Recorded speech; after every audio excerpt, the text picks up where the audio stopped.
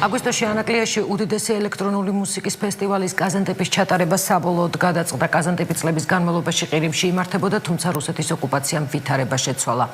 ანაკლიელები ამ ფაქტს აპროტესტებენ, თუმცა ტურიზმის ეროვნული სააგენტო 150,000 ტურისტის მისაღებად უკვე ემზადება.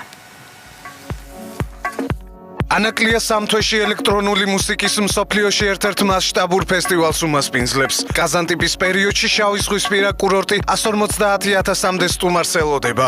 ფესტივალზე მოსახვედრად მსურველებს ვიზის შეძენა ოფიციალურ ვებგვერდზე $203 მოუწევთ. თუმცა არიან ისეთებიც, ვისაც გაუმართლა და კაზანტეპს უფასოდ დაესწრება. Принимаем решение и выбираем площадку. Ჩვენ ახლა იმ ადგილებს ვეძებთ, სადაც კაზანტეპის ფესტივალზე ჩამოსულ სტუმრებს დავაბინავებთ. ჩვენ ასევე 31 მაისს დაგეგმილ ბიზნეს ფორუმშიც მივიღებთ მონაწილეობას, რის შემდეგაც ფესტივალის საორგანიზაციო საკითხებს გავამხელთ. ანაკლიას ასეთი ფესტივალის ჩატარებისთვის დიდი პოტენციალი აქვს. ასევე მინდა ვთქვა, რომ დამოუკიდებლობის დღესთან დაკავშირებით ქართულ გოგოებს კაზანტეპზე უფასოდ მოხვედრა შეეძლებათ.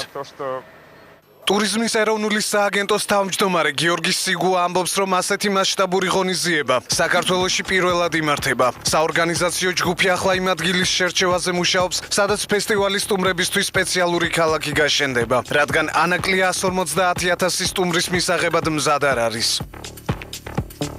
კაზანტეპის ივენტს საშუალო ხარჯი მის მონაწილეს მოქალაქეს აქვს $3,000-მდე, როგორც სტატისტიკა უჩვენებს. მე ძალიან ძნელად მეგულება ვინმე ადგილობრივი მოსახლე, ვისაც არ სურდეს ეკონომიკური სიკეთე თავისი რეგიონისთვის.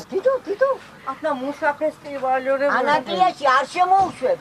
ანაკლიაში არ დაუშვებთ ჩვენ ასეთ. ანაკლიაში არა, არსად არ უნდა შემოუშვათ. ასე შეხვდნენ ანაკლიაში ინფორმაციას იმის შესახებ, რომ ზღვისპირა კურორტი 10 დღის განმავლობაში ელექტრონული მუსიკის გრანდიოზულ ფესტივალს უმასპინძლებს. ეს არის ახალგაზრდობის გაფუჭება. გაფუჭება ზნეობრივად. ჩვენ ვერ დავიჭერთ 12 წლის ბავშვს, ძმისშვილი მყავს, ვერ დავიჭერთ 5 წლის ბავშვს, ვერ დავიჭერთ. და ჩვენ სკოლა ვერ მოუვლის ბავშვებს, ოჯახი ვერ მოუვლის ბავშვებს, როცა ასეთ წითელბა ადამიანებს რო დაინახავენ. მე მგონი ეს არის გარყვნილობა, მე რაფერი რა ეს. შეეწინამდე ვის, ნახავთ როგორ შეეწინამდე ვის. ამასთან რა ვშევ კაცი. ტებეროს სამეგრელოში და თუ უნდათ მის ჩატარონ. ელექტრონული მუსიკის საერთაშორისო ფესტივალი 200 წელზე მეტია უკრაინაში, კერძოდ ყირიმში იმართება. ორგანიზატორებმა კაზანტეპის ანაკლიაში ჩატარება მას შემდეგ გადაწყვეტეს, რაც რუსეთის მიერ ყირიმის ნახევარკუნძულის ოკუპაცია მოხდა.